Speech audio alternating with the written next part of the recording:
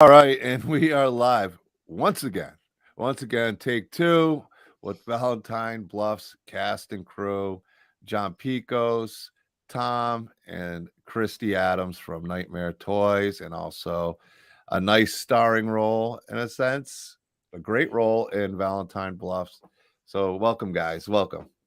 How you doing? Thank Here, man. you. Thank you. Uh, s- so we were starting. I don't know where we cut out. So let's just kind of start over with where the idea came from. And you were mentioning conventions, so I'm excited to talk a little bit about that because there is so much networking to be done in conventions. I know Christy knows all about that. Yeah. So maybe Yeah, tell us how it started again. yeah. So, like I said, a couple of years ago, I got a picture taken with a cosplayer, and then you fast forward like 4 years later, and I got this idea, and I basically reached out to him through Facebook and found him, and I was like, "Hey, is this you?" And he was like, "Yeah, that's me." And I was like, "I got a picture with you like 4 years ago at Horror Hound, and I got an idea to do a fan film for My Bloody Valentine. Are you interested?" And it took a little bit of talking, and after a couple conversations, he was on board, and then that's where it all started. Yeah, well, the conventions people don't realize, and I know Christy knows all about them because she goes and does a lot of those tables, and there's just so much networking, and you meet people on such a different level than you do, say, chatting on Facebook or even Instagram or whatever. That when you meet some of these people face to face and they kind of get a chance to hear your ideas, your stories, or see exactly what you're doing, it goes a long way, and you do become a convention type family atmosphere. And I think it's big for these indie projects. And I know a lot of these conventions are huge supporters of the Mhm. indie films. I know Crypticon Chaz DeMoss is a huge fan of that, and I deal with them a lot. Scarefest also in Kentucky, they're big fans of the indie community, and I'm sure the ones you guys go to, Horror Hound or whatever, it seems like the indie is the place to be for horror, which is horror's always kind of been indie, really. Yeah, I Yeah, love going to the conventions. It's a lot of fun. me too. I know I just did Days of the Dead here in Las Vegas, and there was a few booths that were independent horror films. I ended up getting Killer Kites, and we got some Hellvan Blu-rays for the store too. So yeah, they all had tables set up. Very cool. I don't want to give too much away. People got to watch Valentine's Bluffs, but we still got to talk about it. Oh, Um, yeah. I it, the scene in the shop. I don't know who it was. That commercial was so funny for Nightmare Toys, and it was so cool. That had me Dylan. laughing. Was Yeah, that that's Dylan? Dylan. Yeah, that's Dylan. Unfortunately, he doesn't work for us as far as in the store anymore. He does have a business, Monster Resurrections. He does his masks and makes masks and all that. So he's kind of focusing on that now. But he does do conventions with us still, and he does still do our Mask Monday videos for our YouTube. But yeah, that's Dylan. He goes by Moths Masks on Instagram, so check him out. I'd like to know how somebody's hacking into my account or something and using my Doomsday's Krypt fan page. That's kind of this is two times in a row. I don't know how that's happening. Maybe it's somebody in the chat there. Maybe it's just somebody in the chat that's typing it, but it's really weird. That's gone on twice. I've never seen that. Nicole Vegas, welcome. Matt Hello, Skinner, welcome. Nicole. Yeah, I seen Tom Adelbach. He was our one of our location guys. Like, got a lot of locations for us. But yeah, I like I said, I enjoy going to the conventions. I think it's a lot of fun. We meet a lot of people there, and that's where you meet a lot of your supporters, and you meet a lot of friends there. So it's really cool. All right, I'm just this Doomsday's Crypt page sees all kind of thing. I think that's my friend Mike. But yeah, I think it's really cool how some of these indie films come together and how you get these connections and you get the people involved in these films. And there's so much talent in the indie community right now, and you definitely pulled a lot of it in.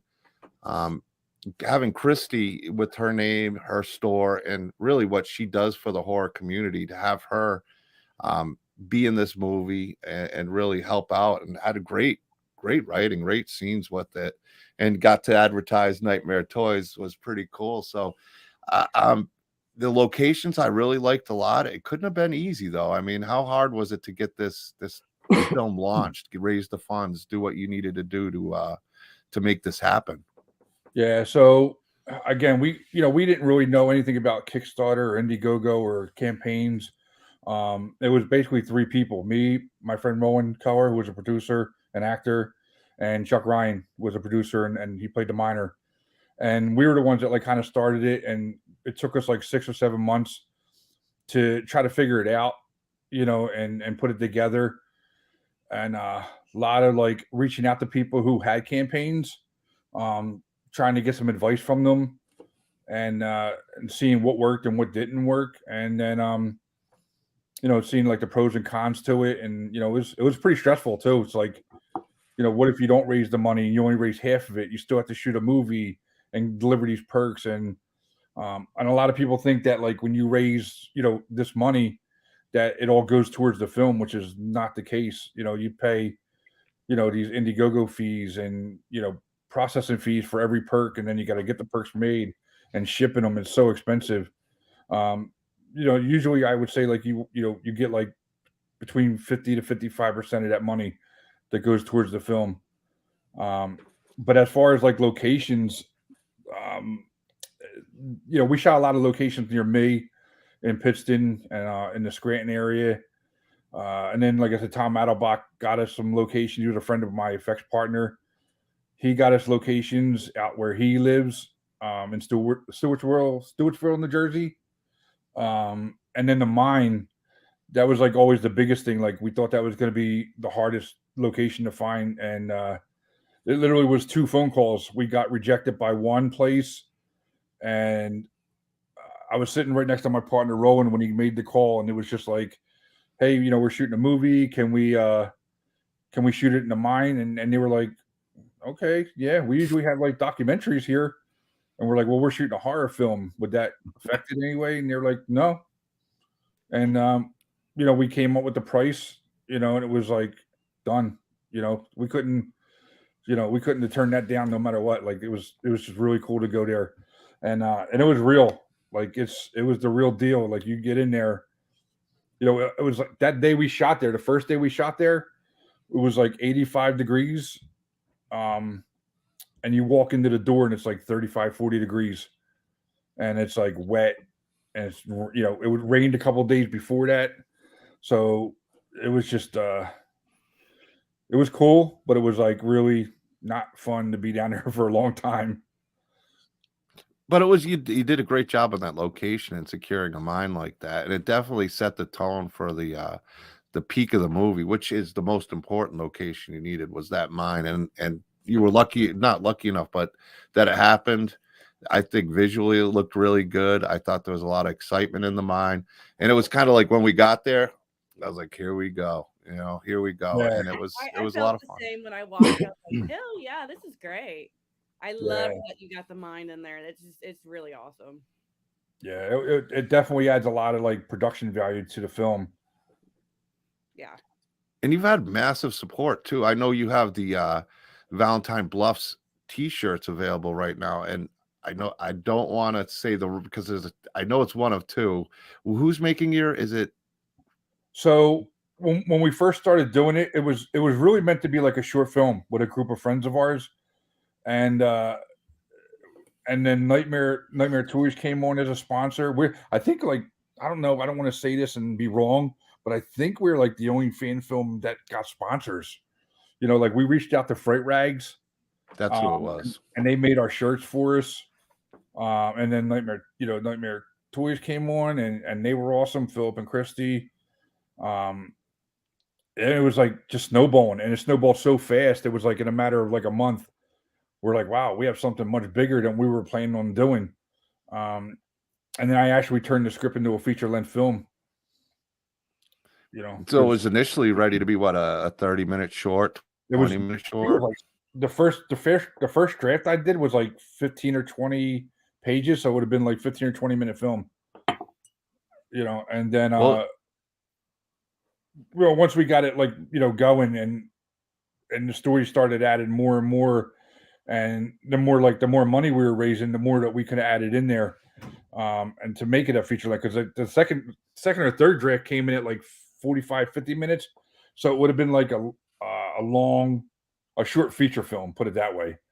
And then we reached our stretch goals, which helped a lot to add on certain scenes. The scene that was added actually in when we hit the stretch goal was the drill bit scene. Oh, nice. That was a scene that I wanted to do. It was written in there. We just couldn't afford to do it. And to add an extra day in there to do it. And then once we hit that stretch goal, that allowed us to add that back in there and get it done. I see a lot of people that go, oh, they were really inspired by Friday the 13th too. And it's really not. It was a homage to the original My Bloody Valentine. It was the scene that was actually cut out of the movie. Well, it didn't make it in the movie because they lost the footage in the editing room. So that was a scene that was supposed to be in that film.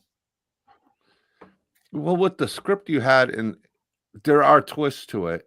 I do like. I don't want to say there's a scream element, but there is definitely. And I think My Bloody Valentine kind of had the scream before the scream kind of ending type deal. So there was. So on a short film, it would have been probably lost a lot where you were able to flesh out some characters, and then kind of have the end reveal of, I don't want to give too much away, but the end reveal. Yeah, I mean, that maybe on a short you could have done. I think a lot of people seen it, and we can talk about it. I know we just did a podcast talking about everything, so I think that's going to be coming out in like 2 or 3 weeks. But I mean, I'm cool to talk whatever you want. Okay. John, how do you feel about that one? Brett was messaging me. It's your movie, boss. Whatever you want to do, Let's talk about some death scenes. Yeah, those deaths were some good ones in that one. The pickaxe in the mouth. I think everybody likes that one though. That was I think that's everybody's favorite. That was a cool one. I also like the one with the ripping out the heart was pretty cool. Yeah, that was actually supposed to be much more violent. It was supposed to be like a passion kill kind of deal. She was supposed to have her face pushed through the windshield. Her face was supposed to be carved in a heart, like in the shape of a heart. And then her chest was completely going to be cut open. But some stuff went wrong that night and forced us to cut it short and do like what we had to do. And then John did a really good job editing that scene for me, because I remember when we shot it, I wasn't really happy with the way it turned out. And when I talked to him about it, he was like, "Oh, give me a day or two, and I'll see if I can come up with something." And that's what he came up with. Had to add a little CGI, I noticed, which was fine. But I'm guessing that wasn't CGI right there. That wasn't a little. No, I thought it was a little. It almost looked CGI. the first stab that went in, just the knife going in. That's all we had. We had nothing else. So what I wound up doing was copying the clip, reversing the clip, putting the two ends together. So the stab goes in, then you see the reverse as it comes out, and then you see the stab go in again. So it's kind of like I got the idea from Star Wars with the Tusken Raider, where he lifts up the gaff stick over his head. And that's all he did. And they ran the film backwards, forward, backwards, and he's doing one of these, and it looks really spooky. So I'm like, let me try this with the knife, and it kind of works. Movie magic. Yeah, that's what we do. Love that. Happy accidents. Peter Anthony said the pickaxe is the best kill by far. Yeah, it's a cool one. That one. And that was actually my favorite kill to do, because that was something that it was actually written in the script, and it was it was something I had to try to come out with and build it and make it happen the way I wanted it to look. And my effects partner Darren Pastor, he helped me come up with the rig to do it and make it comfortable for the actor, and that's how we did it. That was pretty fun. It's a good thing when you build something, you get there and you apply it, and then it works. Because a lot of times the effects don't always work out the way you think it's going to work out. Like for effects like that, like pretty elaborate and stuff like that, it's some things go wrong all the time. Even I was like telling you with that first death scene with the knife stab, and we were supposed to do so much, and we had a fake glass being made that night, and it just didn't cool. So it was like really sticky and tacky, so we couldn't use it, so we couldn't put her face to the window. Yeah, so just stuff like that always happens, and you just got to think on the fly, like, all right, what are we gonna do? Oh, so Christy, what sold you on the film and getting on board, and then because getting involved in the film as an actress? Were you just going to kind of support it, and then they asked you to have a role, or what sold you? What got you going in this film? Yeah. Tom had messaged me for Nightmare Toys to be a sponsor, and of course, I love My Bloody Valentine, and I loved the idea of a fan film being almost a direct sequel to it. I was excited the minute he pitched it to me, and I was like, "Yes, we are totally on board." And then I don't know, was it like maybe a few days later? Then you messaged me back, and you were like, "Hey, wait a minute, I think we want you in the film." Like, yeah, sure, of course, I'll do it. Yeah, I'll do whatever you want me to do. I'll do it. I remember Valentine, and I just completely loved this idea, and he did a great story. He did an awesome story. I mean, you really did it justice, Tom. Thank you. Well, we all did. It was a huge team, elaborate. Everybody did such an amazing job. But Chuck is amazing. Yeah, I have. And Love Chuck. Awesome. Did Chris take that picture? Yeah. Yeah. Yeah. Sent me a pillow, so it's right here on my. John, can you hear me? Have I fixed it?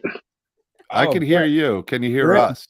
I can hear you. Man, I am so sorry, guys. I apologize. I'm still a little rednecky when it comes to the phone, but I think I go to the gym every day and I listen to through my earbuds, and then when the earbuds are not turned off, I guess, or with the phone, that but it's fixed now. Yeah, I'll teach you after too. There's a mic adjustment, but don't worry about it. You can hear us. We can definitely hear you. All right, which is good. So let me interject real quick, because I watched the movie. I loved it. I took a lot of notes, and I don't know if John got into it, but I really love the storyline. I think with a movie, it's tough enough to come up with. I mean, it's tough enough to come up with an idea for a movie, but the storyline is really tough. And if you don't have a good storyline, you can have parts of the movie that are good. But I really love the storyline. I love the acting, and I love the dialogue as well. Thank you. Yeah, we the script went through I think 11 drafts from the time we started, and it was about a year of rewrites and stuff like that. So a lot of help with the the collaboration with Roland Keller and Chuck Ryan, the guy who played the miner. They helped out a lot with the the storyline and taking it to where it was. There were so many things that changed. Even Christy's scene, that whole entire scene changed the day we got on set. Their death scene was completely different. The original death scene was supposed to be where she was making out on the floor with Jack, and the miner comes in, throws her off him, hits him in the face with the mini pickaxe, and then grabs her by her hair and throws her down, and she kind of lands on top of him, but her face is really close to the double-sided pick, and he stomps on her head and it pushes their heads close together. That was going to be her death scene. Well, why didn't we do that, Tom? Because when we got to that house, it was amazing, and I wanted to shoot it I wanted to give the miner a stalking, because he's always killing in the mines, the dance, stuff like that, and to try to give it that whole stalking feeling in the house. I thought was pretty cool, and it was an amazing. We had it actually. It was an Airbnb that we had got for the cast, and we were when we got there, it was oh, this is awesome. We should just shoot here. Yeah. No, the answer was when we were sitting on a porch and you said, "Hey, you're not going to believe it. In the attic, there's a hot tub." And I'm like, "Wait a minute, there's a hot tub?" Yeah. And Christy's there, and you're not going to kill Christy in a hot tub? We're talking production value here, Yeah, come on. But here's the thing we didn't know. We didn't know that Christy's biggest fear was drowning. Yeah. Nor did she tell us till after she did the scene. Because I added some realism. do whatever I need to do. That's why. It's fine. You know, I don't know if you guys got into this, but was that a real mine? Because it sure looked like a real mine, some of that stuff. Yeah, so well, like that was one of the, like, we thought it was going to be like the hardest location. We called the mine tour up in Scranton, and they shot us down. And then we contacted this mine in Ashland, PA, and we were just like, "Hey, we want to shoot a movie. Can we shoot it there?" And she was just like, "Yeah, we have documentary shot here." And we're like, we're shooting a horror film. Is that okay? And this is my partner Roland Keller was like talking to her, and I was like, he was on speakerphone with her, and she was just like, "Oh yeah, let's do it. Let's set it up. What day you need it?" It was that easy. And we thought it was going to be the hardest location to get, but it was really the easiest. No, it's definitely the hardest one to shoot in for sure. Oh, Now yeah. is that still a working mine, or that hasn't worked in many years? Or No, I don't believe it's a working mine, but they do tours there. It's called the Pioneer Tunnel in Ashland, PA. Like I said, it's legit. It's like we were saying earlier, it was 85, 90 degrees that day. We went there the first day we went there. It was so hot, and like you open up the doors and it's like 30, 40 degrees. oh yeah, It was so cold. And that was a problem with the camera too. As soon as you put the equipment, by the opening, because you got to get it like acclimated, within a matter of minutes, the tripod was like a beer can that you took out of a cooler. And I'm like, this is not going to be good. The lens is going to fog up. We're going to have issues. hell, the lens could crack. If it gets that cold. I imagine. I mean, I'm not a camera guy, but I imagine a lens could probably crack if it gets frozen. Well, it wasn't that cold, but I'll say this: it was damp, it was wet. When you see the mine cart at the beginning, that was about a 3.5 minute ride in. It was. It was probably the best take I had with the amount of bumps and not getting ridiculous. So the tripod that we put down originally in the mine cart, as we start going in, within a matter of moments, you're like, no, the camera's in danger. It's about ready to off the mine cart. That's how bumpy it was. So it was a combination of holding, propping, bouncing.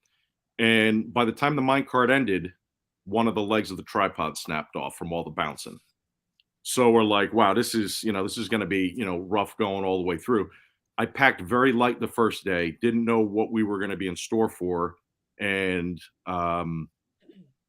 like lighting was an issue. We couldn't plug any lights in, no generators. So everything had to be battery powered.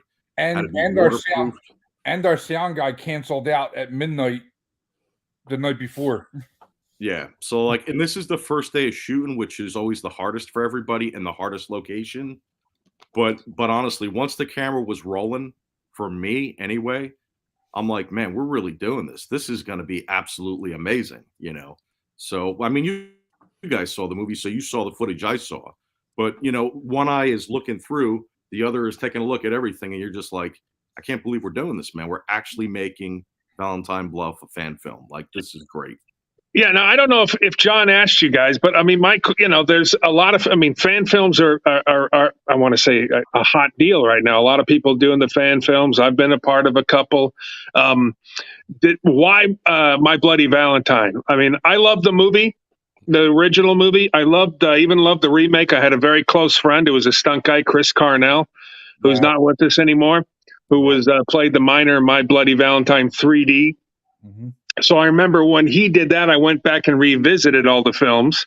And then when John said we were going to do this interview, I went and rewatched everything again. So why My Bloody Valentine? Is there a certain, did one of you guys really enjoy that movie and you just decided, hey, no one's done this, let's do it? Yeah, it was definitely my favorite film growing up. Like, it was like one of the earlier horror films that I got to see at a young age. And it was, since I was like 9, 10 years old, I grew up just loving horror films, and it made me go to special effects school. I went to Tom Savini Special Effects School like 14 years ago, and that really got me into it. And then that led into just wanting to make films too. That's awesome. I mean, you can't. I mean, Tom Savini is one of those guys. Dawn of the Dead, 1978. Was one of my movies, and then The Maniac. So you kept seeing Tom Savini. And before I knew what a makeup guy was, special effects guy, I was like, I love this actor guy. He's really cool, And then you find out later in life that, well, he actually is doing the effects and everything and doing the makeup and everything, which was great. And yeah, Tom Savini is one of those guys. I know a lot of people go to his school too, because he's got a thriving school. So pretty cool. Only 14 years ago. That's great. Yeah. I'm a late guy. Like I went there. I got a family, so it was like, I had to like push everything and like work a full-time job, take care of my family, and then I saved up. I worked really hard and saved up enough money for like 2 years where I didn't have to work for 2 years and just go to school and take care of everything else. And give it 100%. That's great. Yeah, that's pretty much what I did. And then went there, and then I had a chance to go to Texas, and then didn't go. I didn't want to go out west. I knew that, and I had a lot of like friends and filmmakers on the East Coast, like Philly, New Jersey, New York. So I just stayed like close by to like the home, and as we just started doing like working on people's films, and then just started taking interest, like working with a lot of like directors. And I was like, man, I want to do this. Like I got like some really cool ideas I thought were I can turn into a film, and work with some really cool people, works with some really bad people. But it was like that happens. Yeah, it took me to where I am right now, and I couldn't have, if anything, like everybody asked me like, what are you most proud of like for this film?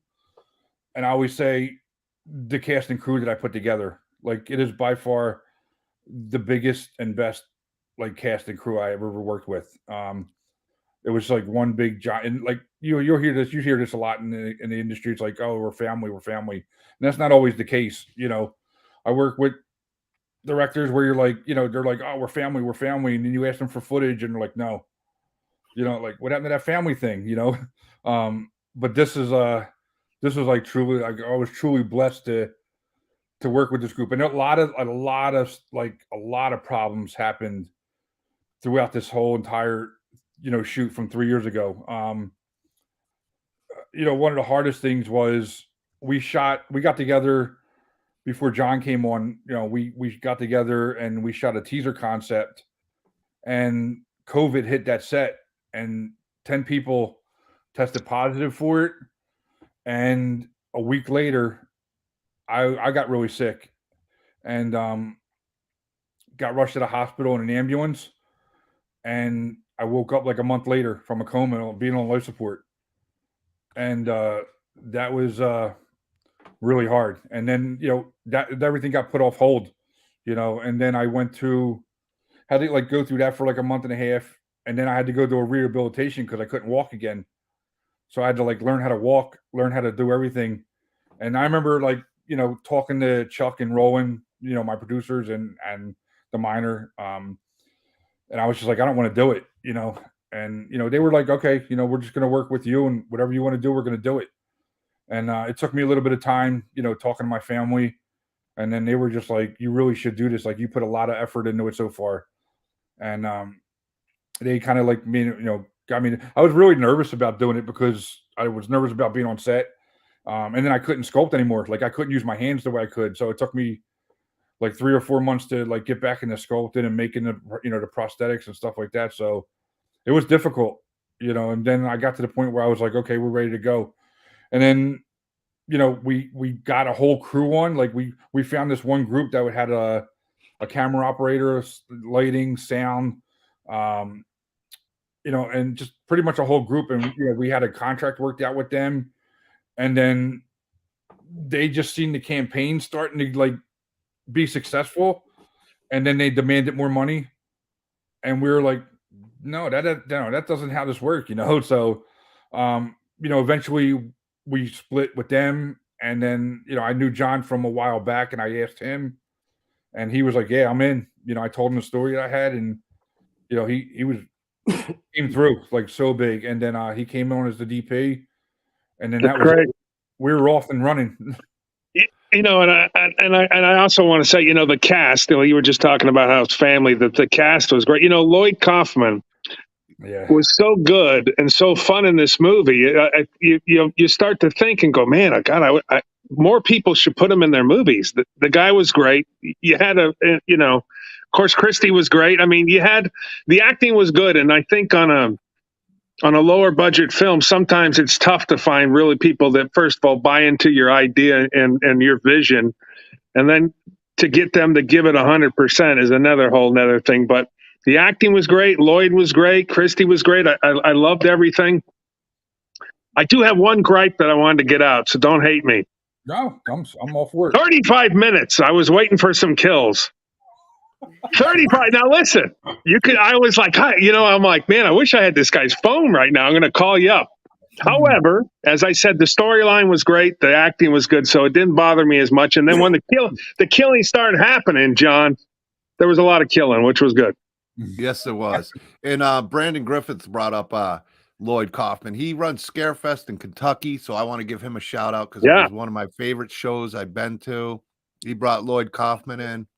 Lloyd was one of the friendliest people I met. He just came up, started talking to, because I was setting up a table, and he just came over and just started talking, and what a great guy. And I agree with Brett. He was fantastic in it.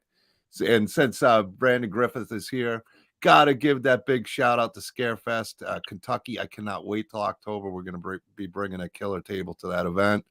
And thanks for stopping in, Brandon. You can find the movie on YouTube. Just look up Valentine Bluffs, and hopefully you enjoy it. And also we have some great people here. Steve Merlot from the Sawyer Massacre. I want to give all these awesome people in the chat a shout out. Brendan Mitchell, Wet Movie 1 in the house. Awesome to see you. I'd love to have you come on the show at some point.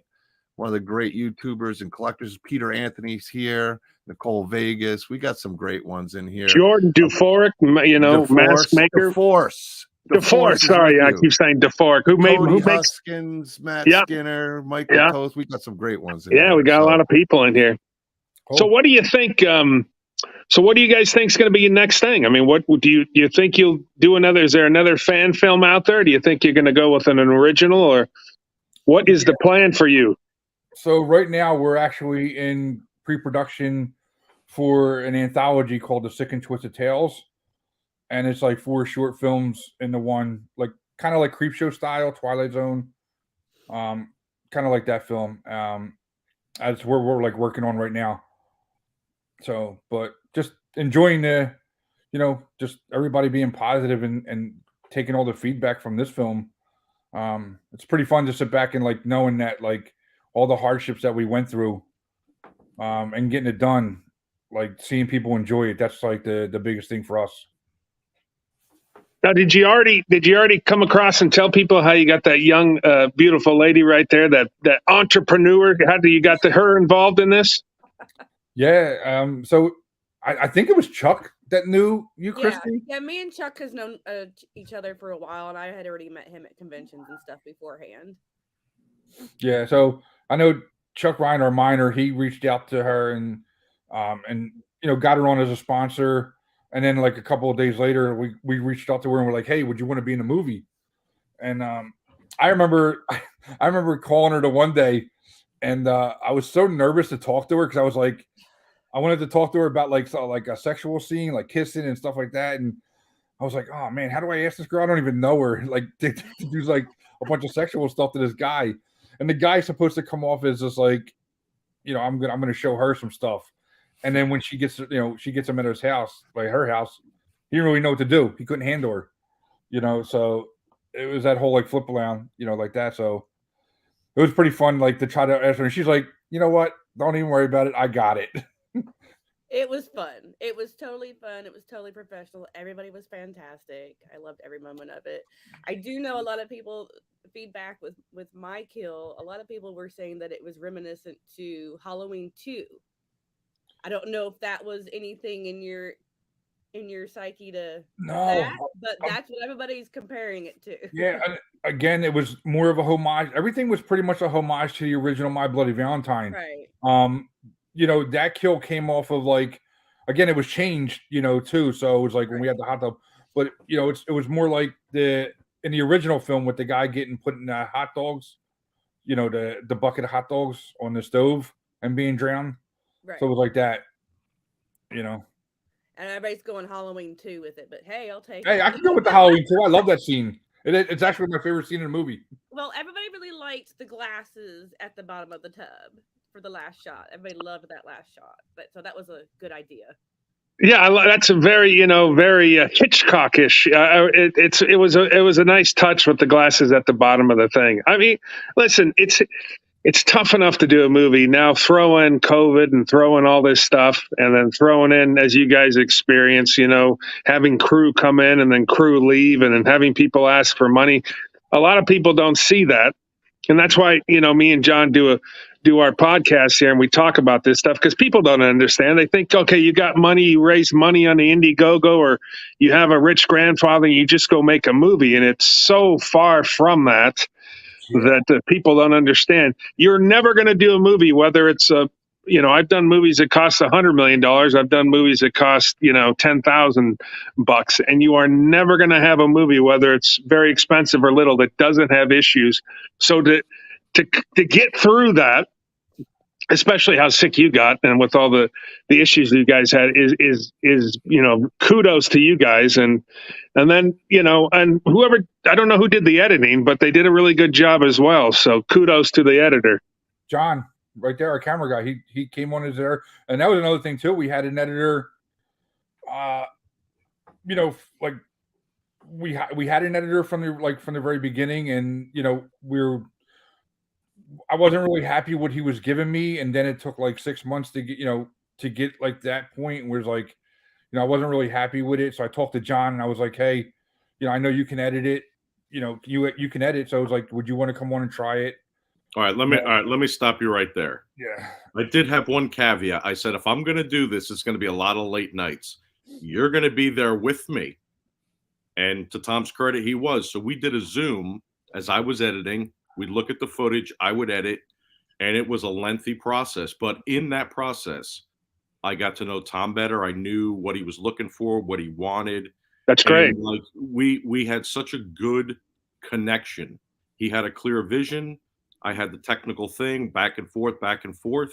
And Tom even learned how to edit through the process. And he got to see himself. So right on, man. But if you look at some of the most famous directors out there, especially in the horror genre, they're editing, man. They're doing it. They're getting in there. They're doing the editing. And even on a couple of movies I've been on, and even some TV shows that I've hosted and whatnot, they'll actually have the editor there, and then they get those dailies that night. They'll take that stuff that night, and they start working on it. And before you're even on the set the next day, they've cut some stuff out. They've done some work on the editing. I mean, it's an amazing process. But 3 things: gotta have a good DP, gotta have decent sound, and you gotta have a good editor. Or you know what? It doesn't matter all that stuff you've done. You're gonna be SOL, as my dad would say. Yeah, no, we definitely were fortunate enough to have a really good team, and a team that I can trust. That was a big thing. It's like I had a vision for it, and bringing on all these people, it really helped that that you can trust people to do their job. Because I've been on projects where you can't, like you have to have your hand, and all of us really wore so many hats making this film. Like we didn't have like this big crew. We had a very a skeleton crew. We had like 5 or 6 people, that were there pretty much all the time. And then the cast, so we were like the Miners Museum that was all built. Like we built that in my shop, and it was like 2,000 square foot empty room. And like we had the photo studio, like the photography studio, like right here. And then like 10 feet over, you got the museum, and then you got the office. So it was like, it was crazy to get all that done. And we were, again, like we were building sets while we were shooting the film. And then I would ask the guys who were like Rowan and Chuck, they're like, hey, how's the set going? They're like, you'll see it when you get on set. It's like that. Brandon, Facebook user, saying Brandon really nailed it with the sound. Also Chuck Ryan, and this is a good question for Christy. You probably had some of the most physical scenes in the movie. So how was that to film your scenes? Being afraid of the tub, I mean, had to go on top, and then you got the miner. It had to be a little easy. Yeah, it was all pretty easy.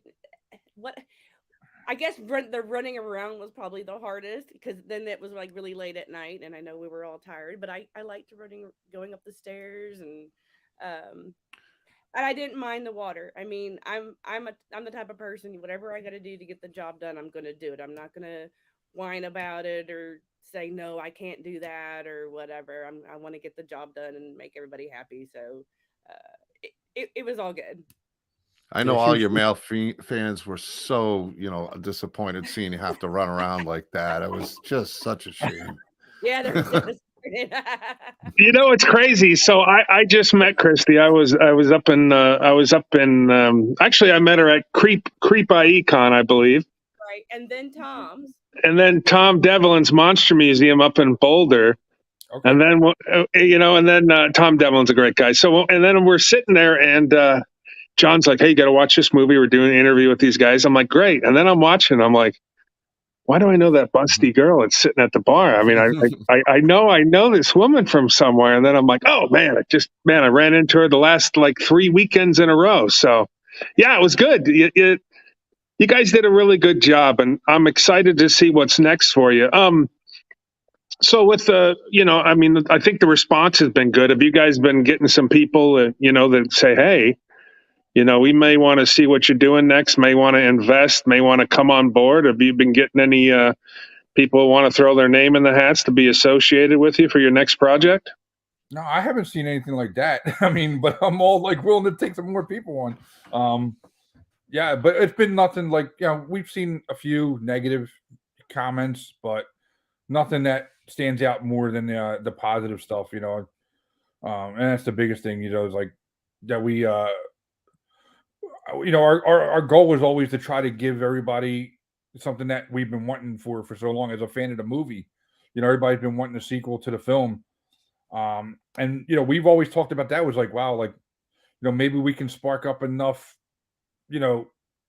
feedback where, the production companies will see it and maybe they'll push for, an official sequel for the film, so. And that's great because you guys are goes fans. From a short to a full length feature. Now you're talking about a sequel. That's pretty damn cool, man. And I gotta agree with Brandon. I really like the music in the movie. We at the music hall. Our sound mixer and our music was his name's Guthrie Lowe. Awesome guy in California. Very good at what he does. The score made such a big difference in the film. I can tell you that. He was I remember watching the first cut without dialogue. It was just music. And I was like, wow, this is so cool. It's like the music tells a story in itself. It's great. Yeah, it was a really cool soundtrack. I really like the one in the music hall when the girl got cut in on, that one dude was funny. I don't know his name, the one who's there dancing and they were talking about sniffing cocaine off his that's the sound guy. That's Brandon. Yeah. Good job there, Brandon. That was hilarious, man. That was a funny scene in the movie.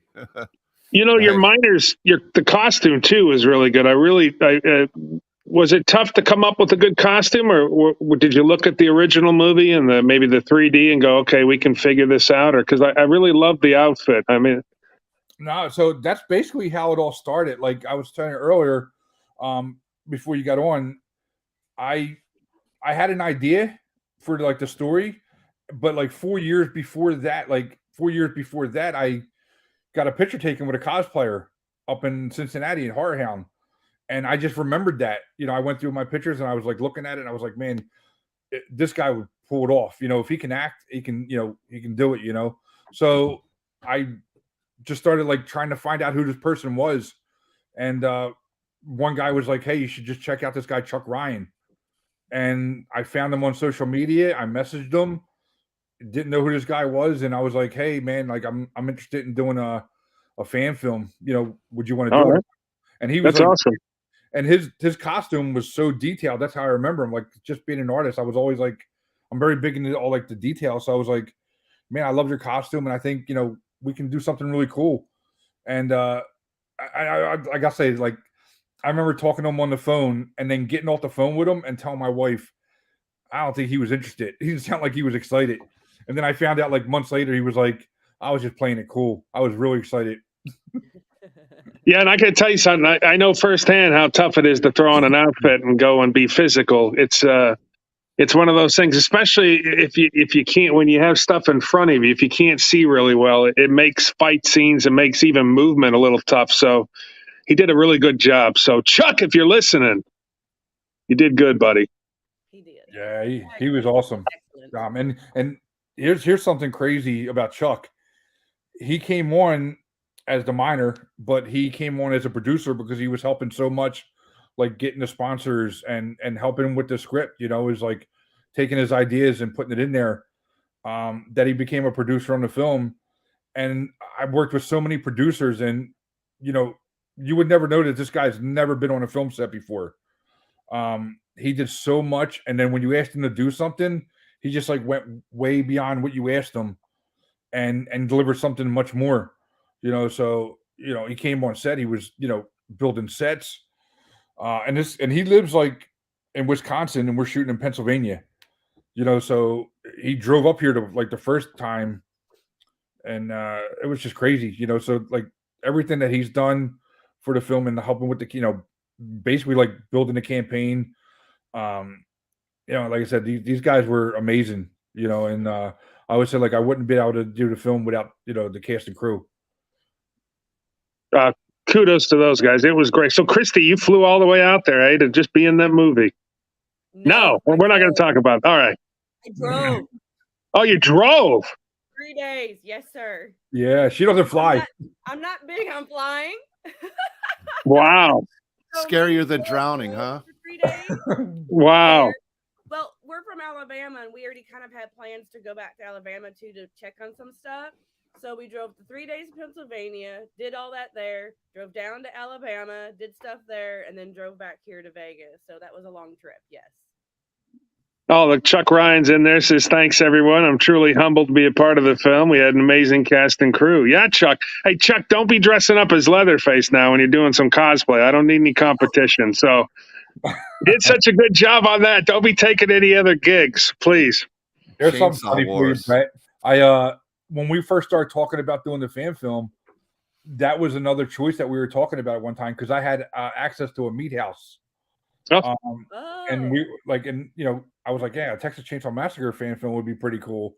But I guess we live in a coal mine town, and My Bloody Valentine was always my favorite film. And I was like, you know, I had the idea for it, and I was like, let's do it. It's great. You know, so I host for the last couple of years. I've been hosting up a drag race up in Kentucky. So I've been up in Pikeville, Kentucky. You fly into Lexington, then you drive 2 hours. One of my friends up there, who I met over the 10 years, owns a coal mine. So I got to go in a coal mine a couple years ago, and I laid down on this thing, and I'm like, wait a minute, that entrance is, I can't walk in there. He's like, no, you lay down on this thing, and then we go in, and it was a deep mine, so it went down like 2 or 3 miles. And let me tell you something. I don't like being enclosed, and I don't like when it's really dark.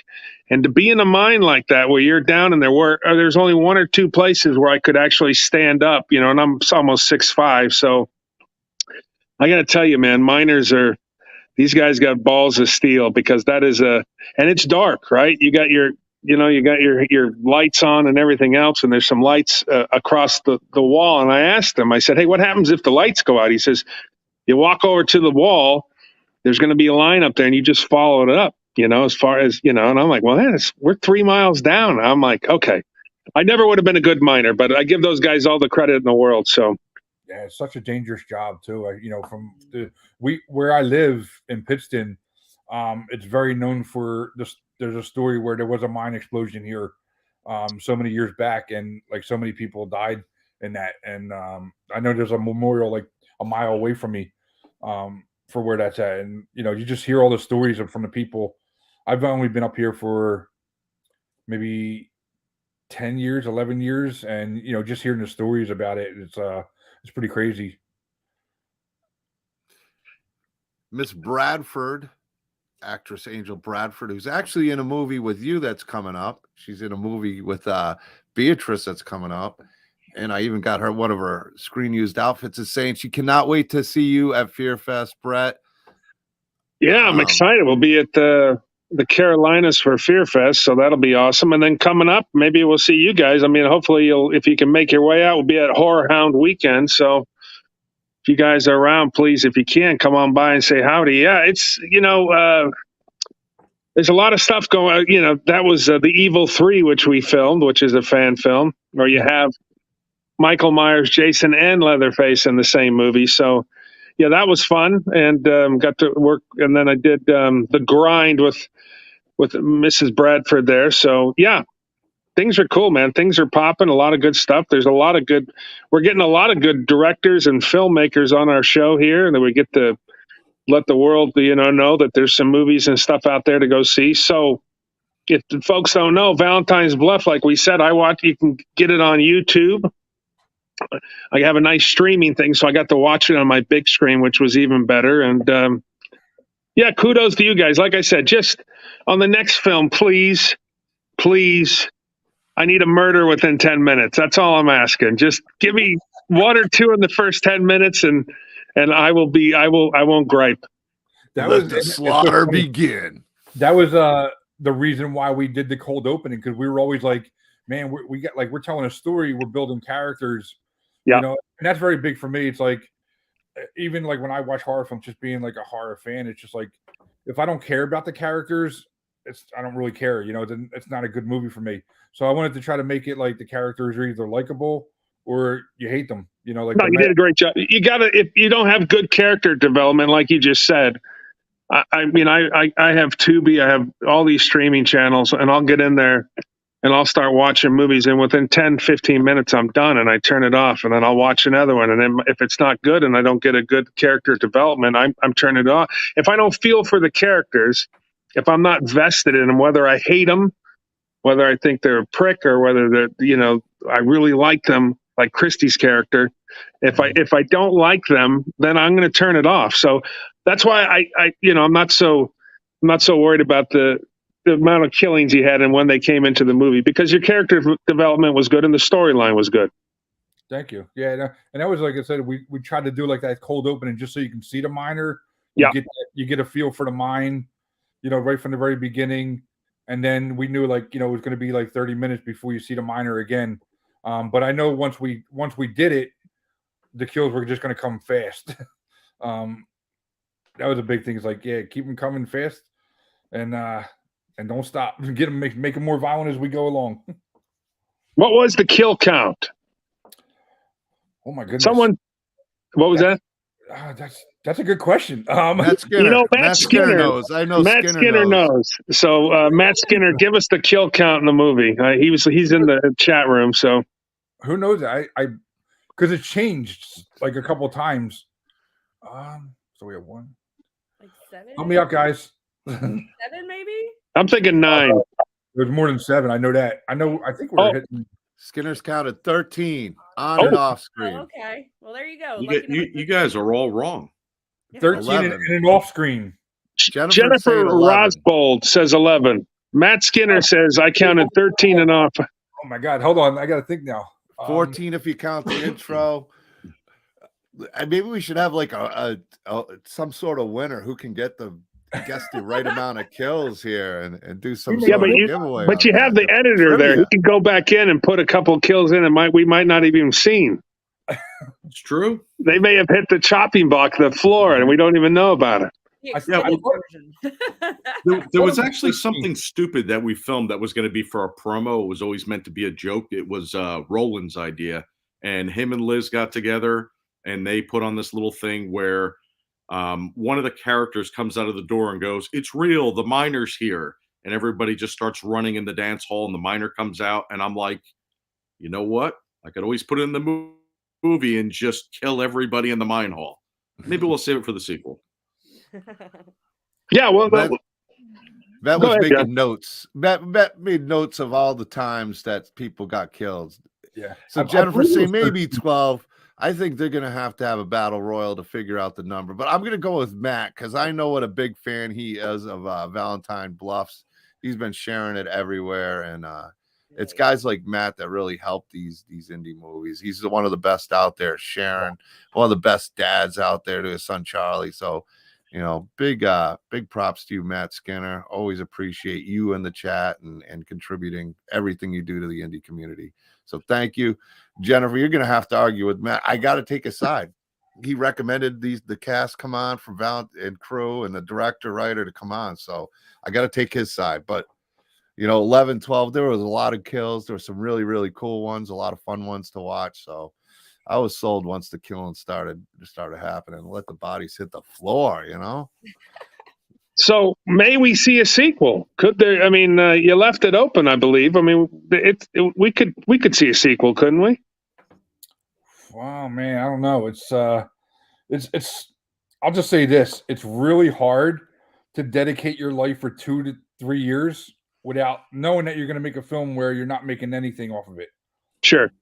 So that was like, you know, that's a hard thing to do. To do that again, I don't know. I know we want to do our original stuff. Like we had this idea for before Valentine Bluffs to do the anthology, and we just put it on the side, you know, on hold so we can actually do this film. So yeah, that's what we want to do right now.